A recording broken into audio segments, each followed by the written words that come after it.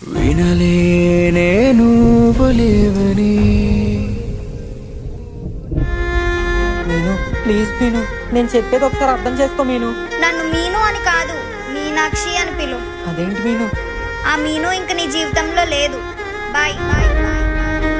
వినలేనే నువ్వు లేవని, కనలేనే రేపు దినముని నాతో నువ్వు గడిపిన క్షణముని జ్ఞాపకమే చేసావే ప్రేమ. యత బరువైందే గుండె పగిలి, వ్యత మిగిలిందే ప్రాణం వదిలి.